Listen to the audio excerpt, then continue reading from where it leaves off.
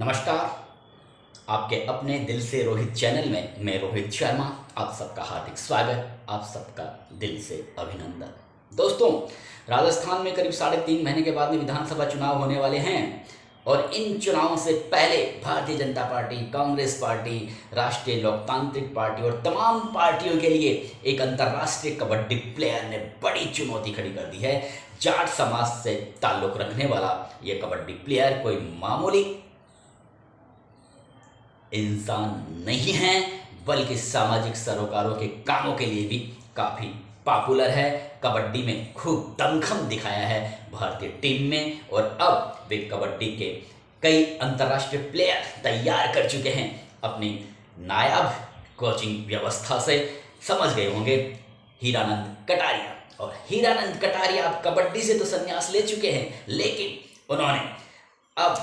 सामाजिक सरोकारों का कामों का जिम्मा तो पिछले कई सालों से वे निभा रहे हैं। जब हम कबड्डी प्लेयर थे तब भी वे सामाजिक सरोकारों के कामों में हिस्सा लेते रहते थे, लेकिन अब उन्होंने अपनी जाट बिरादरी के लोगों के कल्याण और विकास के लिए, जाट बिरादरी के लोगों में एकजुटता स्थापित करने के लिए, खासतौर से जयपुर जिले में जो जाट समाज के लोग इधर उधर बिखरे हुए हैं, एक मंच पर अभी नहीं आ पाए हैं। हालांकि राजाराम मील ने पिछले कुछ महीने पहले जो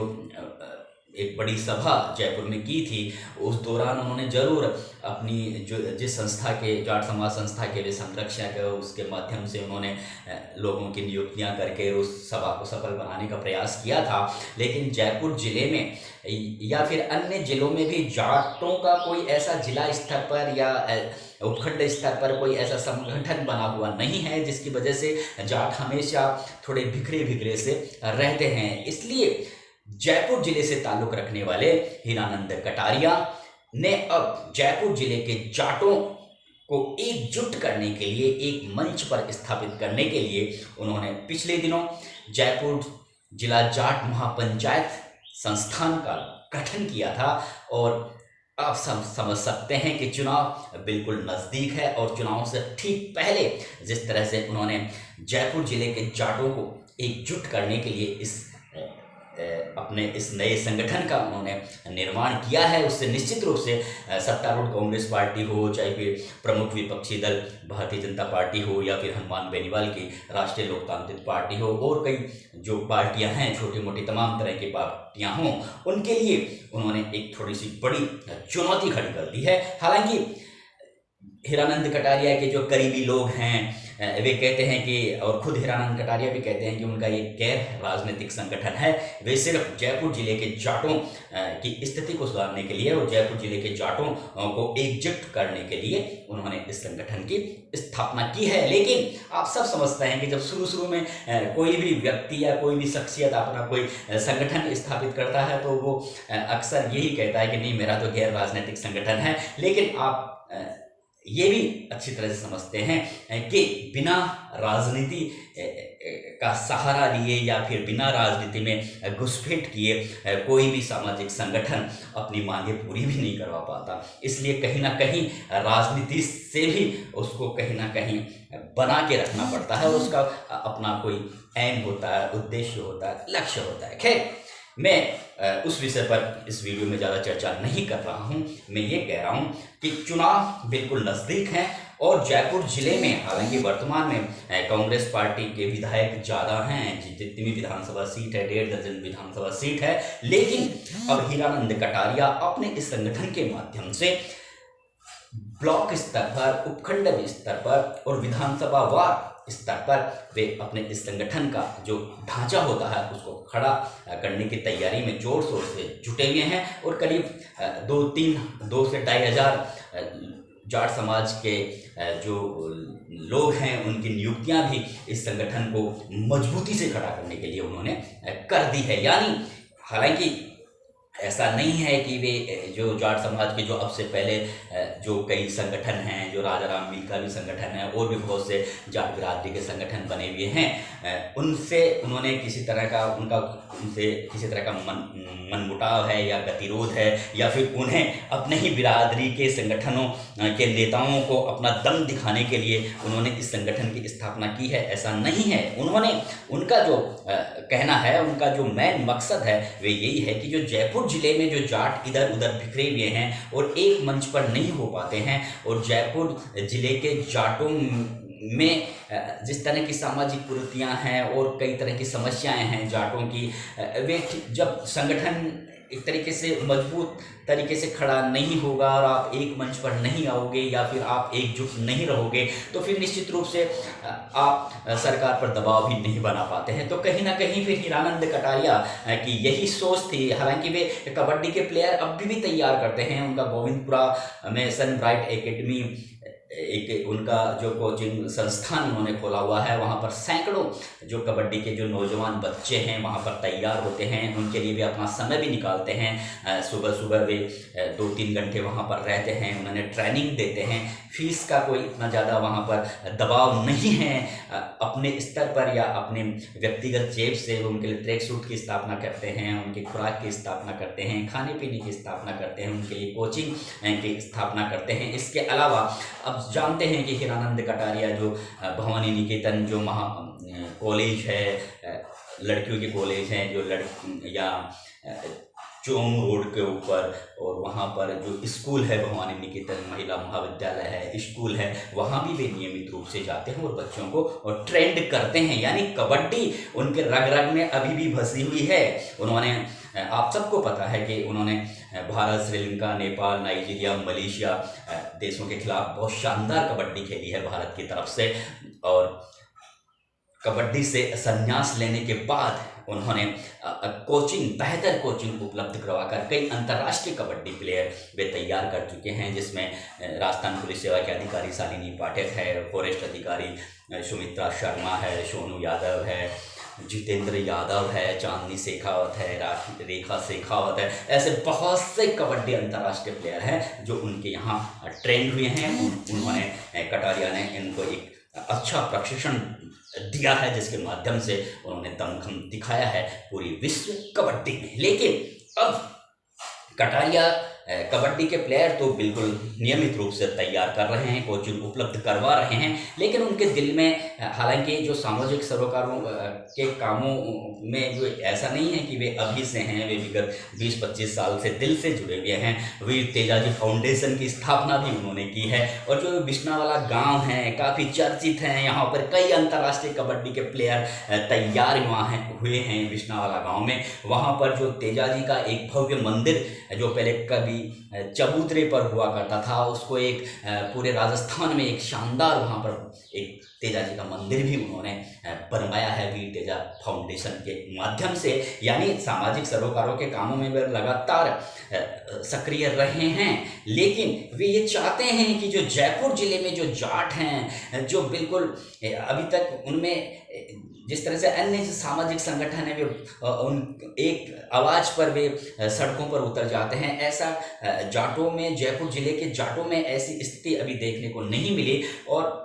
कुछ ऐसी इस तरह की बातें कही जा रही है कि जो पिछले दिनों जब राजा राम मिल ने जयपुर में जो एक सभा करवाई थी, उसमें भी इस तरह की मांग उठी थी कि कम से कम जयपुर जिले में तो आप एक जाटों का संगठन बनाइए, ताकि जयपुर जिले के जाट तो एक मंच पर स्थापित हो सके। तो कहीं ना कहीं ये बात उस समय उस सभा में हीरानंद कटारिया भी मौजूद थे, तो उन्होंने इस बात को महसूस किया, इस दर्द को महसूस किया, और ये सोचा कि मैं जरूर जयपुर जिले के जाटों को एक मंच पर लाने की कोशिश करूंगा, उनमें एकजुटता का भाव भरूंगा, ताकि जयपुर जिले में जाटों की स्थिति सुधर सके। लेकिन ये भी तय है कि चुनाव बिल्कुल नज़दीक है, विधानसभा चुनाव है, अगले साल लोकसभा चुनाव है, तो कहीं ना कहीं, और जिस तरीके से वे अपने इस नए संस्थान का, संगठन का ढांचा तैयार कर रहे हैं, ब्लॉक उपखंड स्तर पर, जिला उपखंड स्तर पर और विधानसभा वार वे जिस तरह से इस संगठन को सक्रिय करने के लिए एक अच्छी टीम खड़ी कर रहे हैं, उससे निश्चित रूप से आने वाले विधानसभा चुनाव में कटारिया के इस नए संगठन का काफ़ी अहम रोल रहेगा। और जयपुर जिले में भी जो जाट बिरादरी के मतदाता हैं वे कई विधानसभा सीटों पर अपना अच्छा प्रभाव छोड़ते हैं। तो ये तो कहना बिल्कुल सत्य होगा कि आगामी विधानसभा चुनाव में हीरानंद कटारिया ने जो जयपुर जिला जाट महापंचायत का जो गठन किया है वो कहीं ना कहीं राजनीतिक पार्टियों के लिए बड़ी एक चुनौती खड़ी कर सकता है। और हो सकता है इस संगठन के माध्यम से हीरानंद कटारिया जयपुर जिले के जाटों की जो मांगे हैं उन मांगों को अगर जब कोई भी राजनेता या कोई भी प्रत्याशी जब वोट मांगने जाएगा तो निश्चित रूप से अपनी मांग रखेंगे और जो उनकी मांगों को सपोर्ट करेगा उन्हें वे अपना समर्थन भी दे सकते हैं। हालांकि फिलहाल कुछ राजनीतिक हलकों में ये भी चर्चा है कि हो सकता है इस संगठन के माध्यम से कटारिया अपने कुछ कैंडिडेट भी खड़ा कर दे, लेकिन ये सिर्फ इस तरह की चर्चाएं हैं। मैंने भी खुद हीरानंद कटारिया से बात की तो उन्होंने कहा नहीं हमारा ऐसा कोई इरादा नहीं है और ना ही हम इस तरह का इरादा रखते हैं। हम सिर्फ जयपुर जिले के जाटों की स्थिति को सुधारने के लिए मैंने इस संगठन की स्थापना की है, यानी ये पूरी तरह से गैर राजनीतिक संगठन है। तो अब देखने वाली बात ये होगी कि जिस तरह से कबड्डी में हीरानंद कटारिया ने पूरी दुनिया में जयपुर का नाम रोशन किया, बिश्नावाला का अपना गांव का नाम रोशन किया, तो अब ये जो नया संगठन उन्होंने जो बनाया है इस संगठन के माध्यम से वो किस तरह से जयपुर जिले की जाटों की स्थिति को आगे सुधार पाएंगे या काफ़ी देखने वाली बात रहेगी। लेकिन ये जरूर कहा जा सकता है कि जिस दिल और दिमाग से, जिस समर्पण भाव से वो काम करते हैं उसमें उन्हें सफलता जरूर मिलती है। और ये भी बिल्कुल तय सी बात है कि अगर हम उन्हें कबड्डी का आधुनिक द्रोणाचार्य कहें तो इसमें कहीं कोई गलत नहीं होगा, क्योंकि उनकी जो एकेडमी है वहाँ पर निःशुल्क वे प्रशिक्षण उपलब्ध करवाते हैं। अगर कोई अपनी इच्छा से, अगर कोई अच्छे घर का बच्चा है और अपनी इच्छा से अगर कुछ वहाँ पर जो बच्चे आते हैं अगर उनका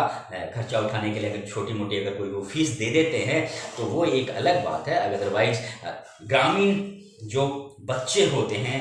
उनकी प्रतिभाओं को तराशने का और उन्हें एक अच्छा प्लेटफॉर्म कबड्डी में उपलब्ध करवाने का वे लगातार रोजाना प्रयास करते हैं। साथ साथ में वे सामाजिक उनके जो सरोकारों के काम होते हैं उनमें भी वे बढ़ चढ़ कर हिस्सा लेते हैं। और ऐसा नहीं है कि वहाँ पर जाट समाज के जो कबड्डी के जो प्लेयर ही वे तैयार करते हैं, हर जाति और बिरादरी के जो बच्चे होते हैं, गरीब बच्चे होते हैं, वे भी उनके एकेडमी में जाकर प्रशिक्षण लेते हैं। और ऐसा नहीं है कि वे जाटों के बारे में ही सोचते हैं, जाटों की उन्नति के बारे में सोचते हैं। हीरानंद कटारिया एक ऐसे शख्स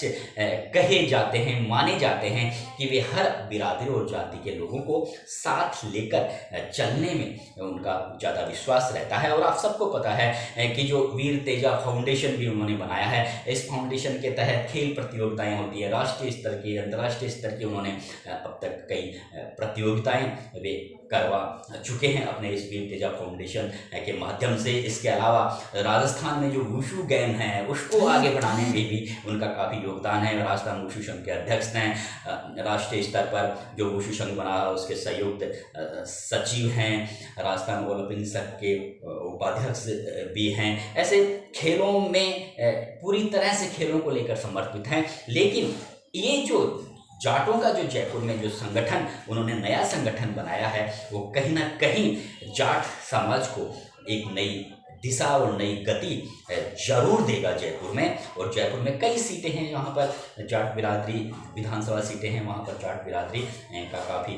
अच्छे मतदाता हैं। तो अब देखने वाली बात ये रहेगी कि आगे क्या रणनीति रहती है हीरानंद कटारिया की विधानसभा चुनाव में अपने संगठन को लेकर, या फिर अगले साल जब लोकसभा चुनाव में होंगे उस समय वे किस तरह से अपने जयपुर जिले के जाटों की मांगों को किस तरह से प्रत्याशियों के समक्ष रखते हैं और किस पार्टी का इस नए संगठन के प्रति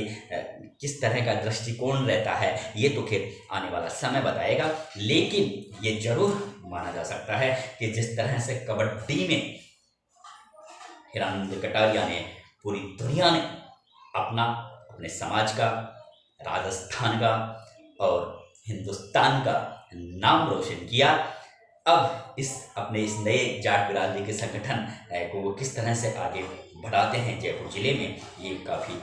देखने वाली और काफ़ी दिलचस्प बात रहेगी। क्योंकि जब चुनाव नज़दीक आते हैं और इस तरह के जब संगठन बनते हैं तो निश्चित रूप से जो चाहे वो भाजपा हो, कांग्रेस हो, अन्य कोई दल हो, उनके रणनीतिकारों के लिए एक बड़ी परेशानी खड़ी हो जाती है। क्योंकि आजकल वो पहले जैसा माहौल तो है नहीं कि लाखों में वोटों की हार जीत का अंतर रहता है। आजकल मुश्किल से 1000, 500, 2000, 3000 इस तरह से वोटों का अंतर होता है। और अगर जब इस तरह के छोटे छोटे जो संगठन अगर बन जाते हैं, हालांकि मैं इस संगठन को छोटा नहीं मानूंगा क्योंकि अभी कुछ ही महीने हुए हैं और कुछ ही महीनों में जिस तरह से संगठन के स्तर पर हिरानंद कटारिया ने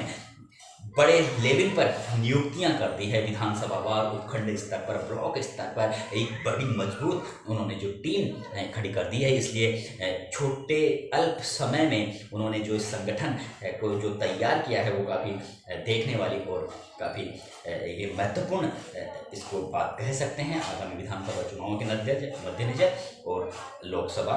चुनावों के मद्देनजर। लेकिन साथ में इसके साथ हिरानंद कटारिया ये भी कहते हैं कि उनका जो जाट समाज के जो बड़े लीडर हैं, वो चाहे राजा रामवीर हो, विजय पूनिया हो और जो तमाम जो बड़े लीडर हैं, उनसे उनके बहुत अच्छे संबंध, जो अब से पहले जिस तरह के संबंध उनके बने हुए हैं उसी तरह के उनके संबंध हैं। उन संगठनों को साथ लेकर वे बिल्कुल अपना काम वर्क कर रहे हैं। उन्होंने ये जो संगठन बनाया है जयपुर जिले में, वो सिर्फ जयपुर जिले के जाटों को एक दिशा देने के लिए, एकजुटता पैदा करने के लिए बनाया है। अब ये देखने वाला विषय रहेगी कि जिस तरह से हिरानंद कटारिया ये मुस्तैदी के साथ इस संगठन को खड़ा करने में लगे हैं, तो क्या वे कोई चुनाव लड़ने का इरादा भी रखते हैं? इस पर भी कई तरह की चर्चाएं सुनने को मिल रही है। अब ये तो आने वाला समय ही बताएगा। नमस्कार दोस्तों।